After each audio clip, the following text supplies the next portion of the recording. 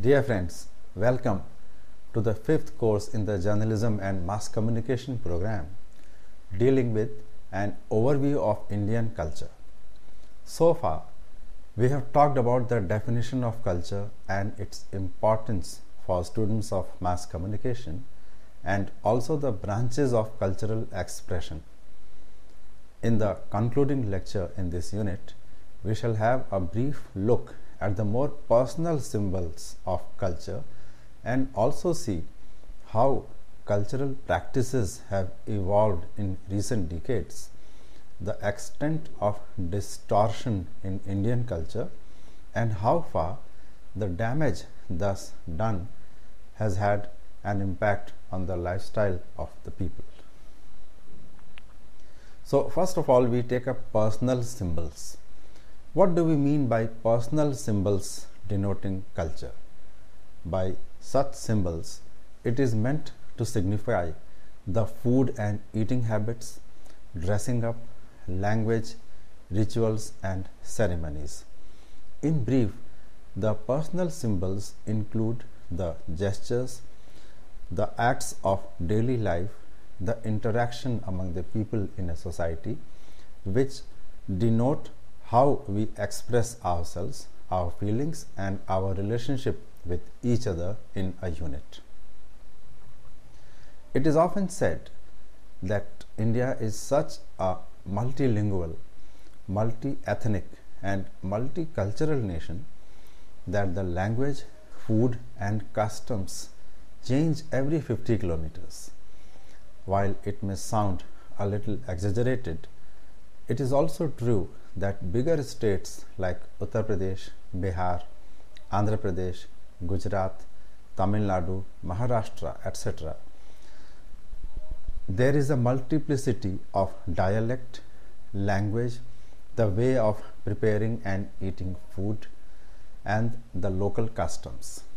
Food is one sure way of getting an idea of the prevailing culture in a society and the way of life of a people. It not only indicates the social or community traditions followed as a matter of daily routine, but also the preferences of the people insofar as their nutritional and health needs are concerned.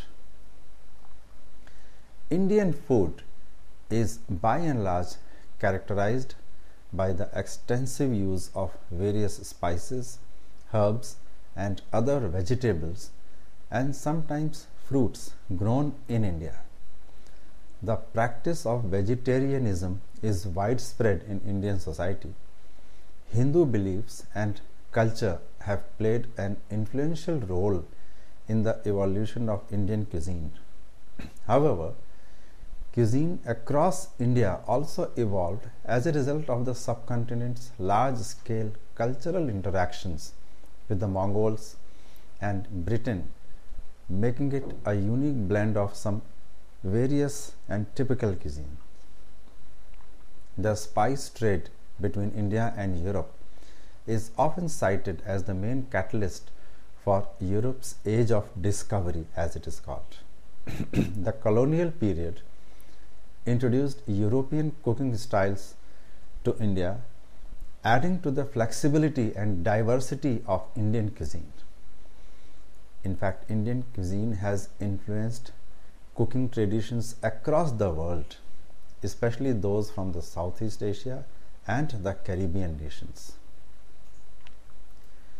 Indian cooking derives from a 5,000-year-old timeline during which culture has changed and evolved significantly over time, and the varying influences brought into the country by the various rulers and travelers. It has not lost its original identity, but it has become richer with the assimilation of the influences from outside. Now, let us have a look at the trends over a period of time. First of all, we go back to the period of 2000 BC and earlier. Most people believe that the origins of Indian history and therefore the cuisine are as old as mankind itself. The earlier formal civilization is the Mohenjo-daro and Harappan civilization, which is about 2000 BC. Most people believe that the Ayurvedic tradition of cooking, which is a complete holistic approach to cooking, evolved during this point in time.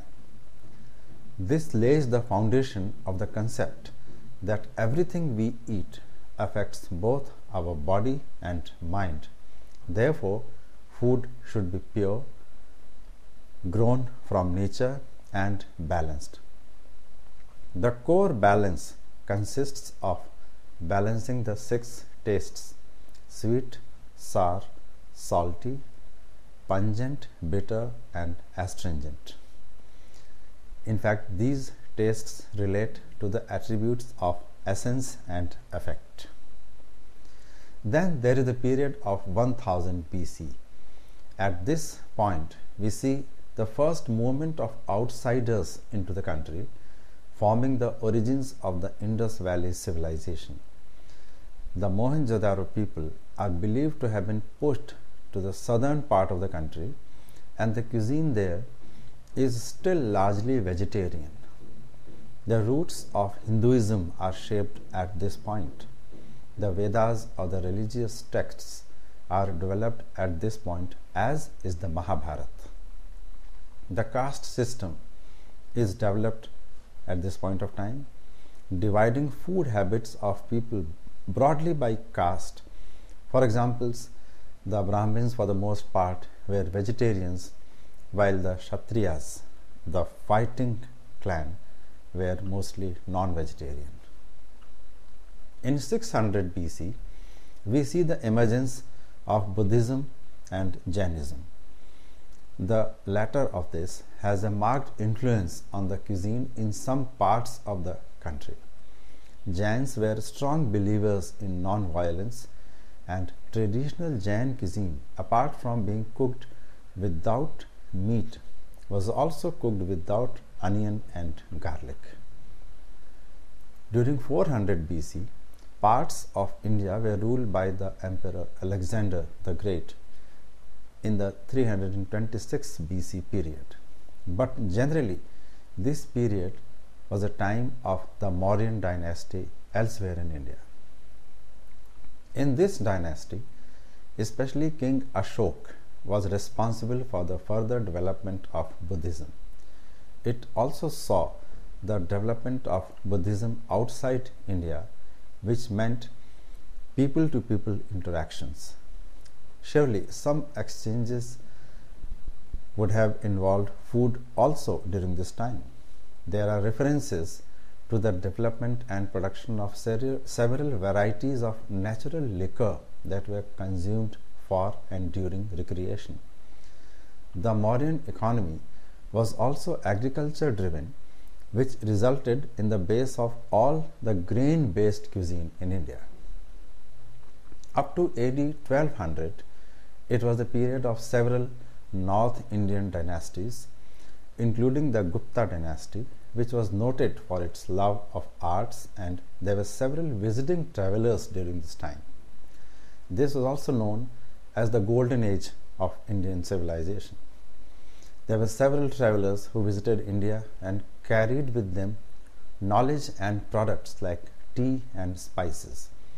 In the south of India, notable dynasties included the Hoysala dynasty, but from a culinary perspective, there are still no significant external influences brought into the country. The period of 1200 to 1500 AD was marked by Muslim invasions and the first entry of several foreign invaders into India. Vasco da Gama arrived in India in 1248 to explore opportunities for trade, which later resulted in colonization of parts of India by the Portuguese. The most notable example of this influence is seen in the cuisine of Goa in western India. The Khilji Dynasty ruled in northern India during a significant period of time. An interesting travelogue of this period is provided by Ibn Battuta, a Moroccan traveler in the court of Muhammad bin Tughlaq. In one instance, he describes a meal served to him where he outlines the use of ghee, yogurt, pickles, and also that it comprised several courses including a milk-based dessert. The 1500 to 1800 AD period is the period of the Mughal Empire and the emergence of the now called Mughlai cuisine that the people now associate with India. It includes the addition of several seasonings like saffron, the addition of nuts, and cooking in the dum, or a sealed pot, which is a method of cooking. In the south of India, there was the Sultan Dynasty in Hyderabad, where similar influences permeated into the region. There is a continuation of other European influences in parts of South India, such as Kerala, where you see the beginning of the Syrian Christian cuisine. 1800 to 1947 AD was the period of the British rule in India and the love affair of the English people with Indian food. This generally was hardly a glorified period in Indian history, but the British loved the general elaborate way of eating among Indians and adapted several of the food choices to their taste and developed the curry as a simple spice to help them cook Indian food. This period resulted in the emergence of the Anglo-Indian cuisine and the emergence of certain Raj traditions like that of high tea, which is an elaborate late afternoon meal served with tea. 1947 AD is marked by the beginning of the post-independence period, which changed Indian cuisine to subcontinental cuisine, since the Indian land mass was divided into several countries, most notably Pakistan and Bangladesh later on, that inherited the following ancient Indian history that has today developed into India's culinary tradition. So let's have a quick look at the antiquity of Indian food. In Vedic times, a normal diet consisted of fruit, vegetables, meat, grain, dairy products, and honey. Over time, some segments of the population embraced vegetarianism. This was facilitated by the advent of Buddhism and a cooperative climate where a variety of fruits, vegetables, and grains could easily be grown throughout the year. A food classification system that categorized any food item as sattvic, rajasic, or tamasic developed in Ayurveda. In this period, vegetarianism also flourished throughout India. Beef eating was prohibited, which has become a long-standing feature in Hinduism and India. In the Middle Ages, it was the period of several North Indian dynasties, including the Gupta dynasty. Later, India saw the period of Muslim invasions where non-vegetarians like Hindus, Buddhists, and Jains of India converted into non-vegetarianism to some extent. This period also saw the emergence of the Mughlai cuisine that people now associate with India. The staple of Indian cuisine today are rice, atta, that is whole wheat flour, and a variety of pulses. Pulses may be used as whole, dehusked, or split. Split pulses include such as dal, arhar, and so on, and they are used extensively. Sometimes some pulses are also processed into flour known as besan. Most Indian curries are cooked in vegetable oil, In northern and western India, peanut oil is most popular for cooking, while in eastern India, mustard oil is more commonly used. Coconut oil is used widely along the western coast, especially in Kerala. Gingerly oil is common in the south as well. In recent decades, sunflower oil and soybean oil have gained popularity all over India, and hydrogenated vegetable oil known as Vanaspati ghee is another popular cooking medium. Butter-based ghee or desi ghee is less used than the former. The most important or frequently used spices in Indian cuisine are chili pepper, black mustard seed, cumin seed, turmeric, fenugreek, asafoetida, ginger, coriander, and garlic. Popular spice mixes are known as a collective term garam masala, a powder that typically includes 5 or more dried spices, especially cardamom, cinnamon, and clove. Each region and sometimes each individual chef has a distinctive blend of this garam masala. For example, a similar spice mix is popular in Maharashtra, but it is slightly sweeter. Some leaves are commonly used in this masala mix, including tejpat or bay leaf, coriander leaf, fenugreek leaf, and mint leaves. The common use of curry leaves and curry roots is typical of all South Indian cuisine. Let's have a look at regional cuisine in India, which is so different from one region to the other that it won't be actually right to term as a pan-Indian cuisine. India actually is a diverse country with many regional cultures, and each region has its own food specialty. Primarily at the regional level and also at provincial levels, the food habits change. The differences can come from a local culture and geographical location, whether a region is close to the sea, the desert, or the mountains, and the local economics.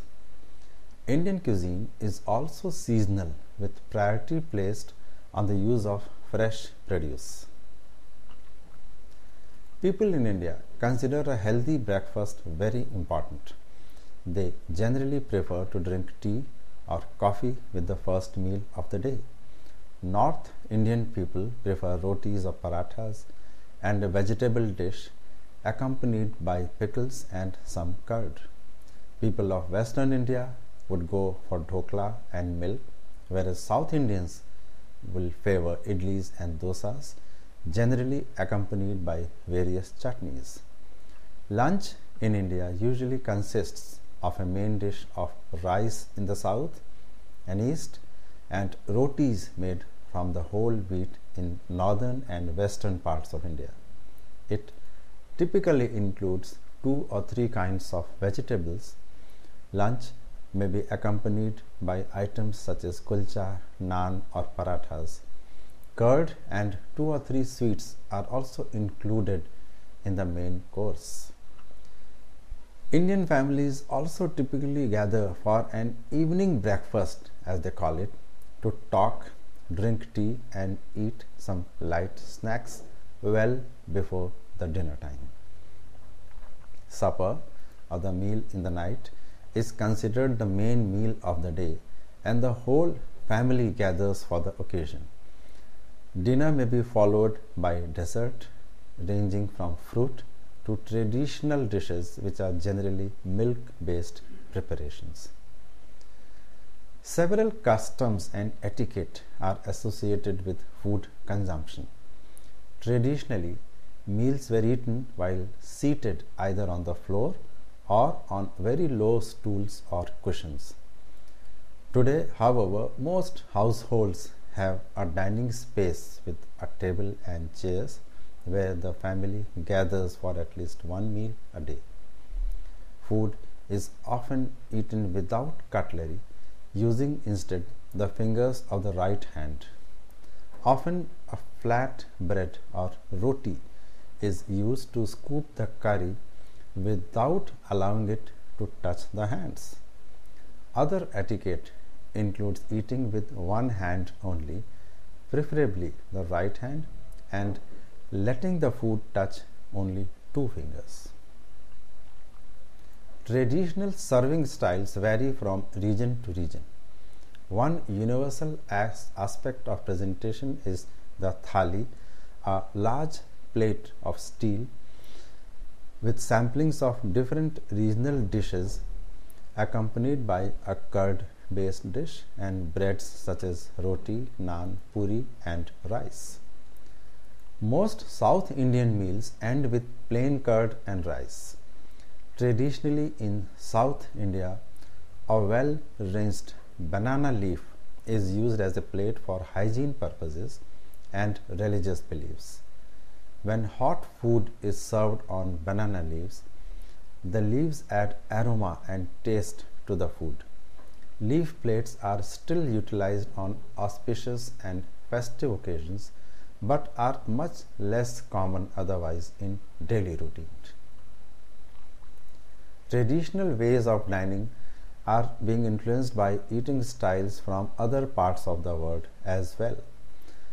Among the middle class throughout India, spoons and forks are now commonly used, although knives are not.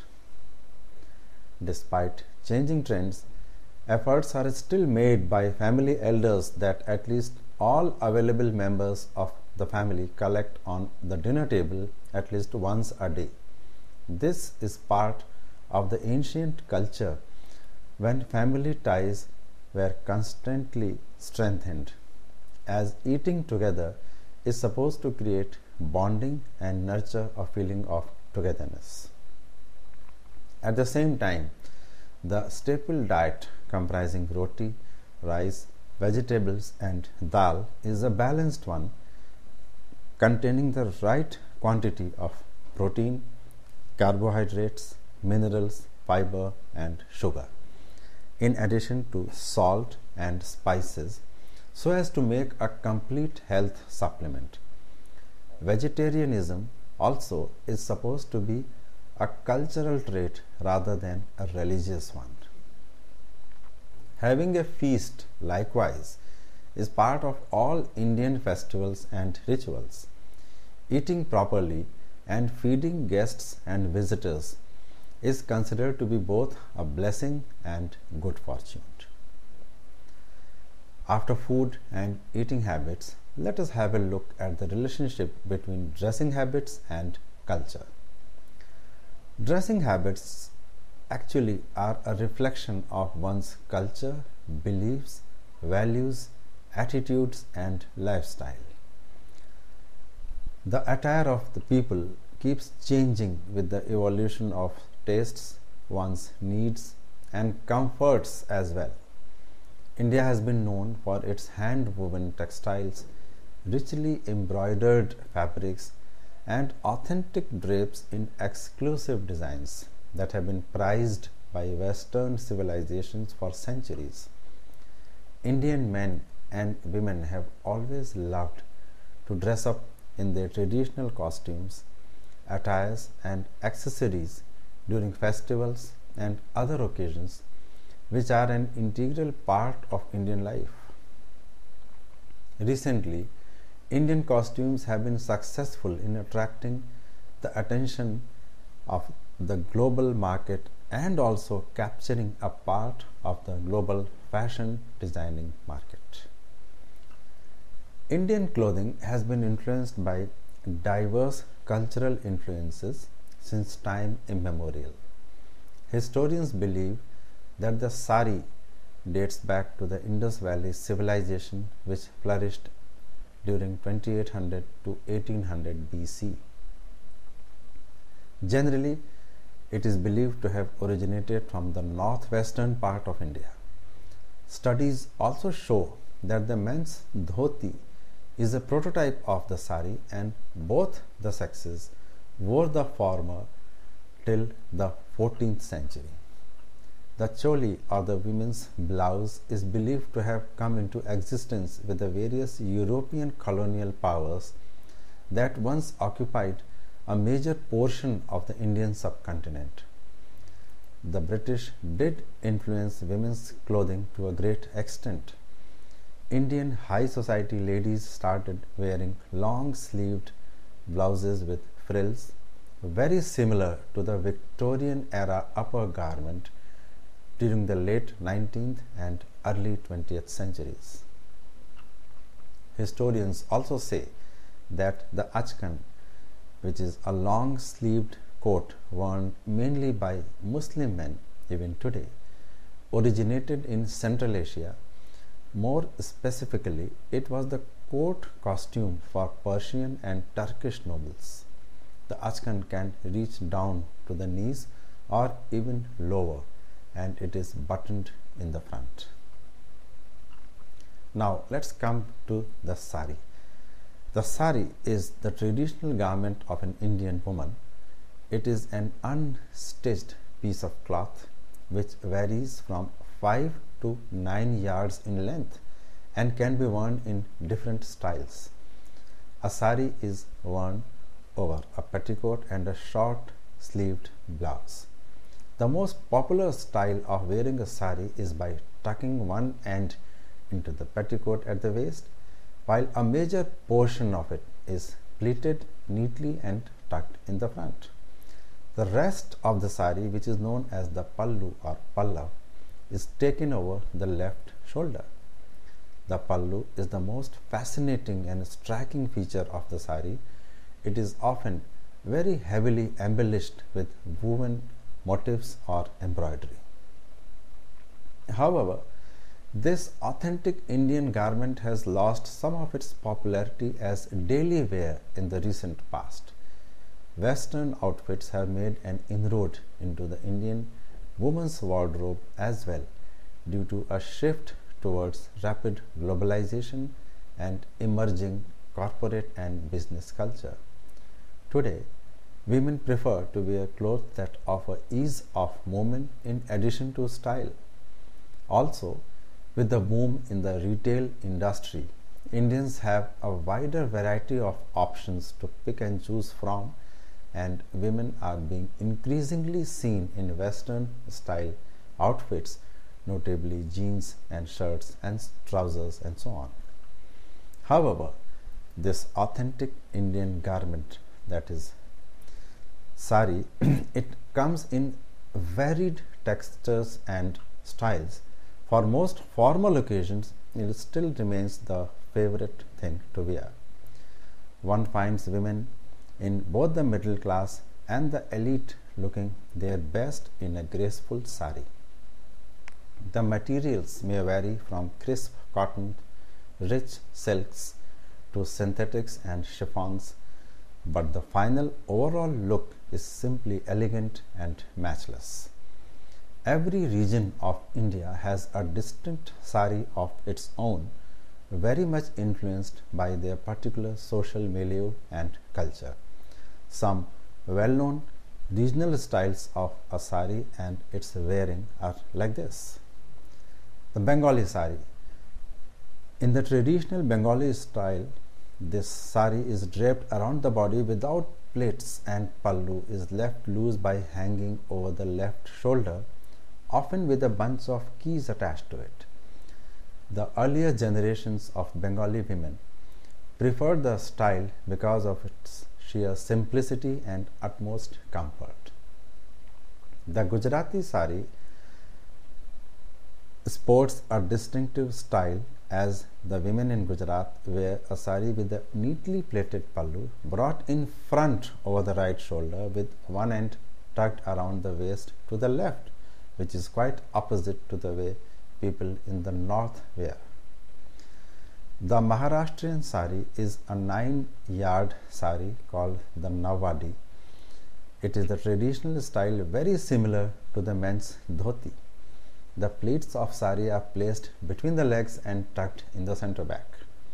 Fisher women in the coastal regions of Maharashtra still wear a Nawadi sari. The Tamil sari is very similar to the Maharashtrian 9-yard sari, where the pallu is quite long and wrapped around the waist and tucked in.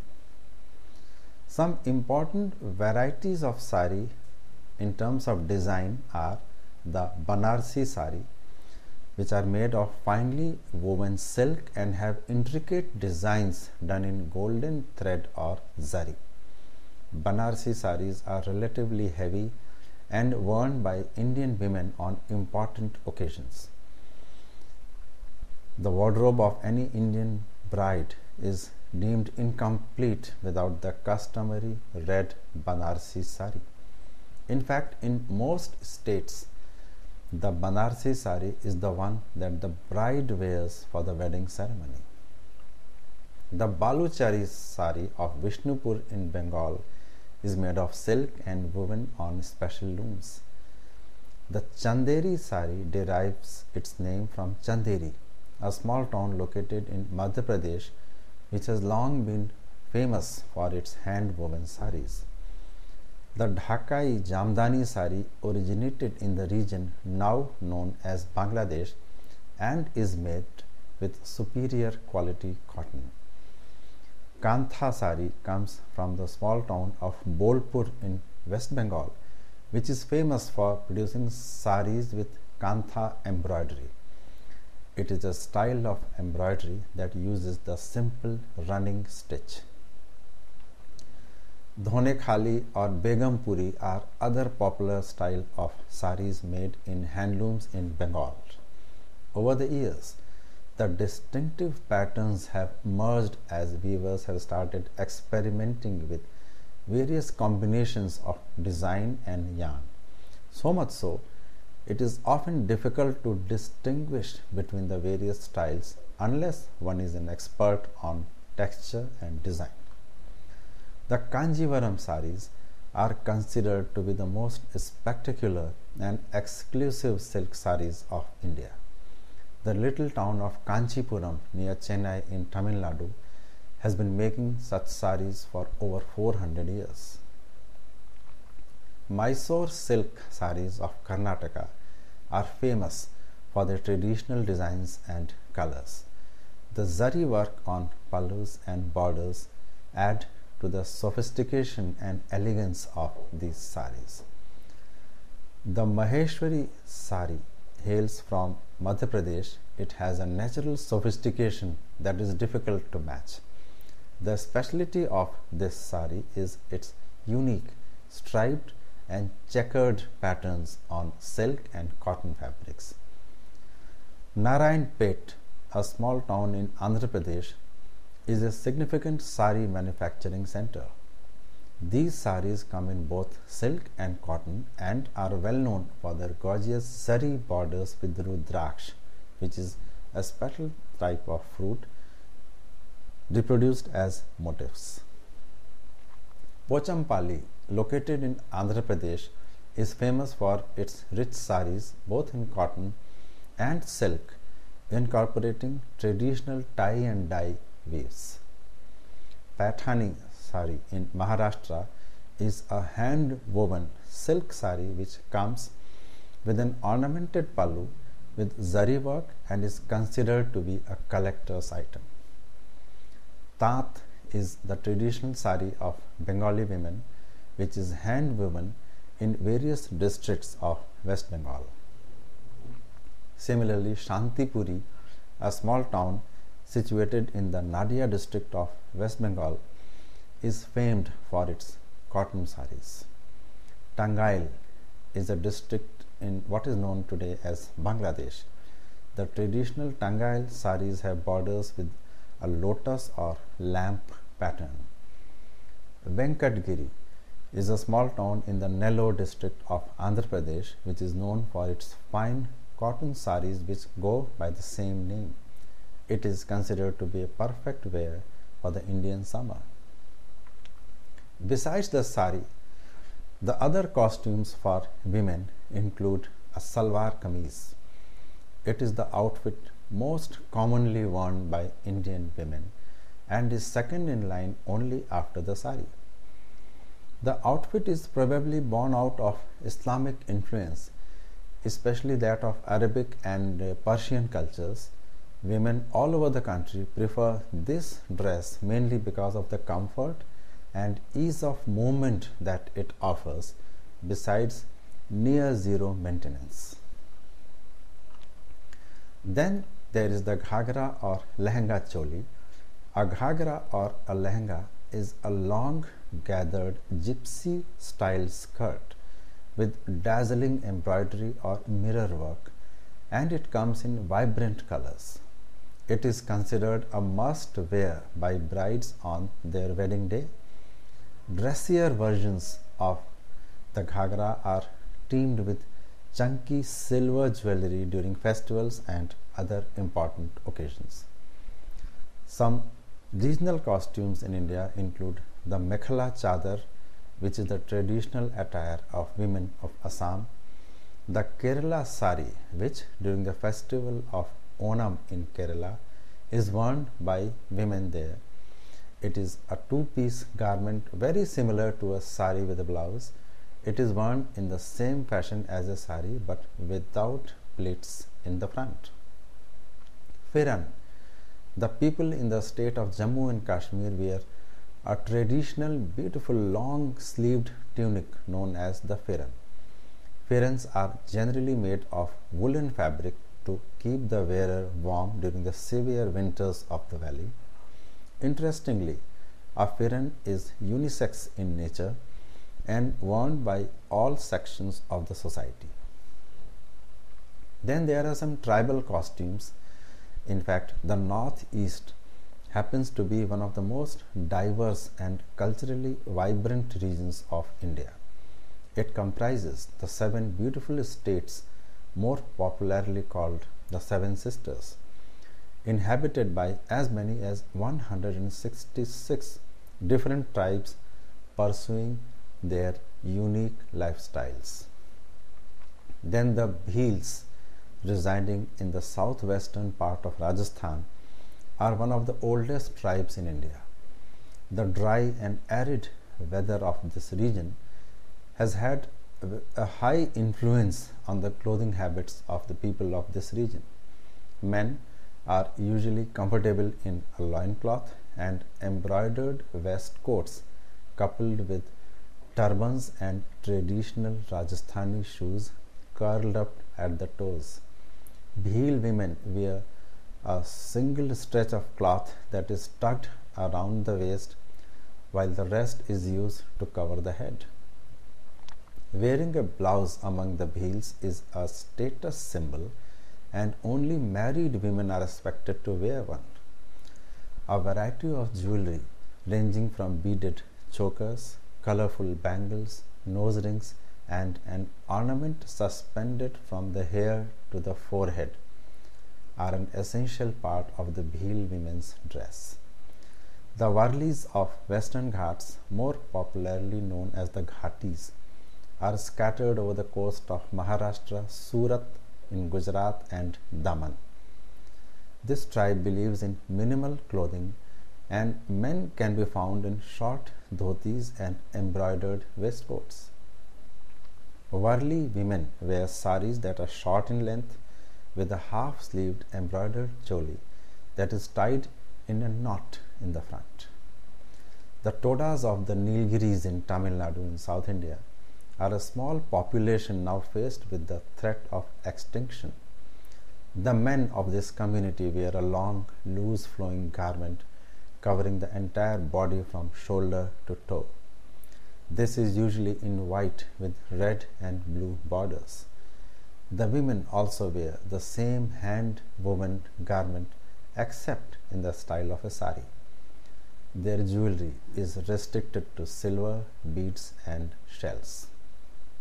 The Santhals of West Bengal, Bihar, and parts of Orissa are basically cultivators by occupation. Santhal outfits are again minimal, where men wear a lungi whereas women wear a short sari, usually without a blouse. But it is worn to fit their bodies snugly, without getting undone even in the most trying of circumstances like working in the field and so on. Men's costumes in India are by and large restricted to Western wear such as trousers, shirts and formal suits. But when it comes to festivities, it is the ethnic pajama kurta or dhoti kurta which hold sway. Some traditional costumes of Indian men are like this. The dhoti. Dhoti remains the most traditional garment of the Indian male. It is a 6-yard long rectangular piece of unstitched cloth, usually white, which is wrapped around the waist and between the legs. The dhoti is ideal for the torrid summer of India. Its usage can be traced back to ancient times.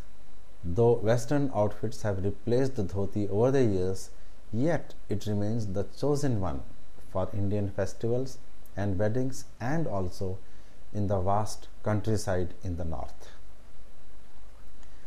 A dhoti can be worn in a variety of ways and it has different names according to the style. For example, it is called a dhoti in West Bengal, a veshti in Tamil Nadu and a pancha in Telugu. A dhoti is usually complemented with a kurta on top, but in southern parts of India, it is worn mostly with a shirt. An angavastram or an unstitched piece of cloth is placed over the left shoulder in case a shirt is worn. A South Indian dhoti is worn like a lungi and often has a broad and bright zari border. A common sight in South India is that of men folding the dhoti up to the knees for the purpose of comfort during their daily work, even in offices. In some parts of Maharashtra, men still wear the traditional dhoti, which is worn shorter than the ways Bengalis wear it. A white kurta and a cap known as the Nehru cap completes the look of the typical Maharashtrian man from the countryside. Lungi is a piece of cloth sewn in a circle and worn around the waist like a sarong. Besides India, lungis are popular in several communities across Asia such as Bangladesh, Pakistan and Sri Lanka. The most common patterns of lungis are plain, checks or stripes. It is considered to be a very comfortable garment among males in regions where conditions make it impossible and uncomfortable for men to wear trousers all the time. In Punjab, the lungi is also called a tehmat, which is made of extravagant silks in an endless variety of hues and shades. It is draped in a manner where the pleats fall in the front. Punjabi men wear this with a long kurta and an embroidered jacket and of course a colorful pagdi or a turban. Now we come to the cultural practices. In the daily lives of people and families, there are many gestures and symbols that are typically related to our ancient culture. These range from the form of greeting, typically namaste or namaskar, being the most common, to ram ram and adab, being used by people regardless of their religion. Similarly, bowing the head before a shrine is also a part of Indian culture, even though the person doing so may not belong to that religion to which the shrine represents. Then, when it comes to family occasions of celebration or mourning, there are many rituals and customs that cut across religious lines. Be it childbirth, birthday, marriage or a tragedy or a condolence, there are certain things that cut across communities. It is not uncommon to find that in case of a tragedy in a household, no food is cooked in the adjoining houses, and food is prepared and sent in from distant relatives as a matter of routine. Likewise, it is common among all communities to carry fruits, flowers, or homemade food material while visiting someone who is sick or is in hospital. It is also very common for people to carry fruits, flowers, or sweets when they visit somebody where a festivity has taken place, such as a marriage or a childbirth or some ceremony, and so on. Ceremonies such as applying mehendi or henna by the bride and the women folk are common among Hindus, Muslims, Sikhs, and others. In weddings, use of floral decoration, exchange of garlands, music, feasting, dancing, etc. has also become common in many communities. It is notable that such ceremonies and practices are more Indian in nature than being identified merely with a religion or a community. Such is the composite culture of India. Now we come to the aspect of distortion of Indian culture. The progress and development of a nation depends critically and crucially on its unity and strength. India is a plural society and we seek unity in its diversity. It is a complex issue with several dimensions such as religious, regional, linguistic, ethnic, social, cultural, economic, etc. One needs to look at it from many levels such as political, constitutional, legal, administrative, educational, psychological, journalistic, and so on to arrive at what has been happening to the thread and fabric of Indian culture. During the last 2 or 3 decades, India's composite culture has constantly been under attack, with vested interests always trying to fish in the troubled waters to serve their respective political ends. One example was when the government of the time gave in to the growing pressure from a section of a community to nullify a Supreme Court judgment in the Shah Bano case sometime in 1985. Then in February 1986, a district court in Faizabad in Uttar Pradesh delivered its verdict for the worship of Lord Ram at Ayodhya's Ram Janambhoomi and Babri Masjid complex. The Vishwa Hindu Parishad, in conjunction with the Ram Janmabhoomi Trust, launched a movement for the control over the structure and its renovation, aiming at the construction of a Ram Mandir there. A political party named the Bharatiya Janata Party, until it came to power, gave its active support to the movement. The disputed shrine in Ayodhya was demolished on December 6, 1992, and subsequently the BJP came up with the concepts of Hindutva and cultural nationalism. Its concept of Hindutva suggests that all inhabitants of India, irrespective of caste, creed, or faith they believe in, are Hindus and their culture is Hindu culture, which is a throwback to the ancient period. Such an approach of redefining India's culture goes against the basic spirit of India's composite culture, which has evolved over thousands of years. Given the fact that the Indian society is plural in nature, what is needed is the beautiful expression of India's different cultural layers and not a forced uniformity of Indian culture where none exists as a matter of fact. As we just learnt, food, eating habits, dressing habits, social habits, ceremonies, cultural exchanges, so on. Everything differs in India from one region to other, and all these constitute what is known as Indian culture. The Ramander issue, unlike the goal of Swaraj before independence, was the goal of all Indians, and the Ramander issue is by no means a goal accepted by all Indians.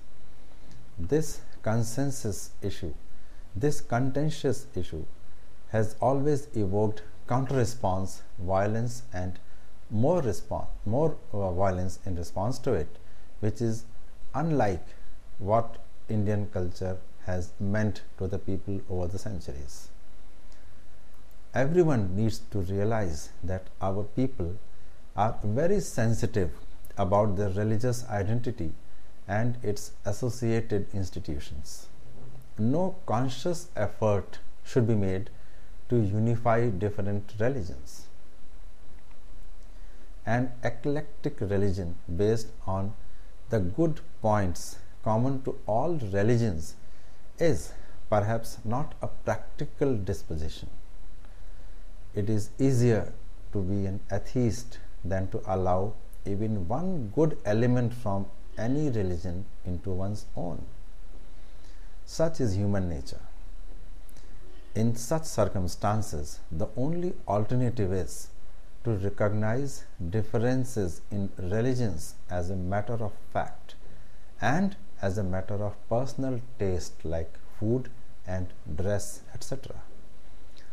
The need of the hour is not mere tolerance but complete understanding, goodwill, and respect for one another's religious beliefs and assumptions. Another act that might lead to the distortion of India's culture and its comprehension by the younger generation has been the change and deletion of some text from the NCERT history textbook, as also an attempt to rewrite India's history from a certain ideological point of view. The revision of history textbooks, or for that matter any textbook, is not objectionable, but what is objectionable is the manner and the political overtones in which it is sought to be done. Theories and facts in history have always been challenged, but all this should have an iota of transparency in it. All attempts at communalizing history to suit a particular worldview need to be thwarted. There should not be unabashed deletion of text only because it goes against particular ideological beliefs.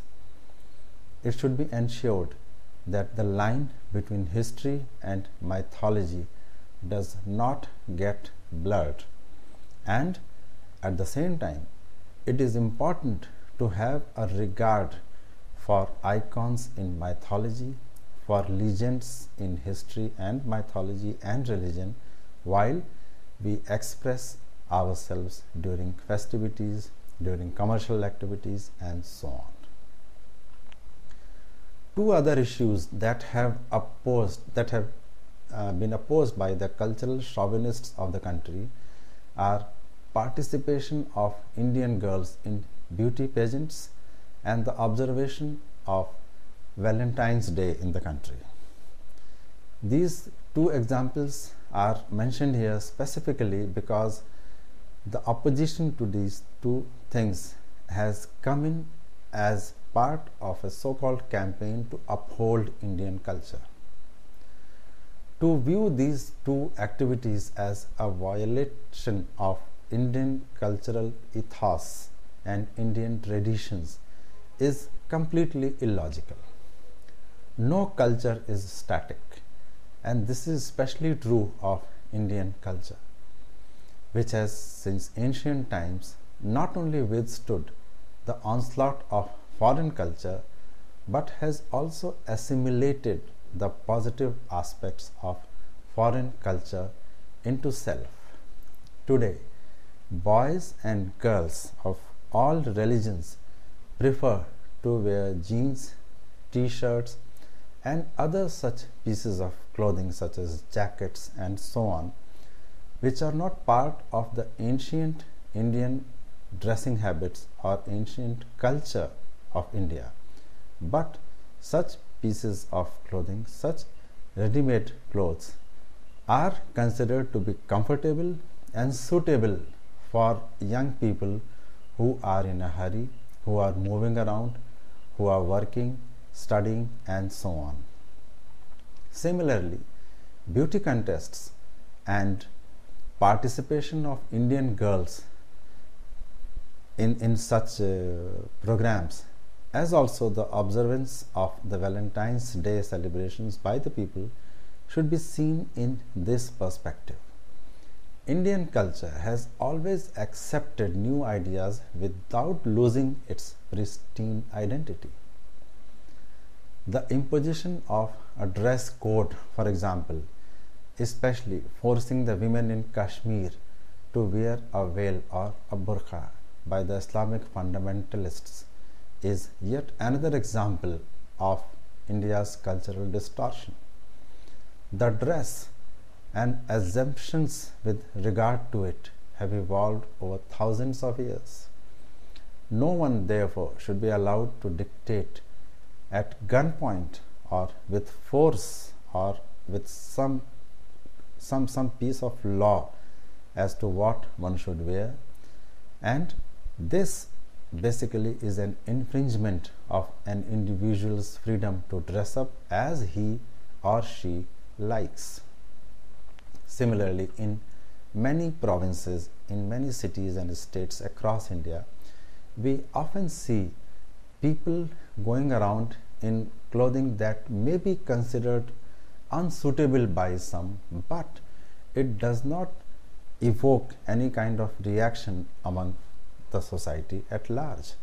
So, once again, we come to the point that dressing up or eating or personal habits are more dictated by what one feels comfortable in and what suits our current lifestyle. Indian culture, as we just said, is not so weak that it will suffer when some people decide to behave the way they like to. With this, we come to an end of the unit on the overview of Indian culture. In the previous lectures, we learnt that India has a composite culture with multilingual, multi-religious and multi-ethnic segments. While the country has a rich tradition of sculpture, music, dance, performing arts, theatre and films, our people have a wide variety of eating and food habits, dressing habits, customs and rituals. Over the years, there have been several attempts by various forces to distort Indian culture, and it is only a sign of our maturity as a nation, as a people, that all such attempts have been thwarted and our culture not only grows stronger than ever, but it is referred to as close to being ideal by the Western societies. In our next discussion, we will take up a new chapter in our studies in mass communication. Till then, thank you and my best wishes.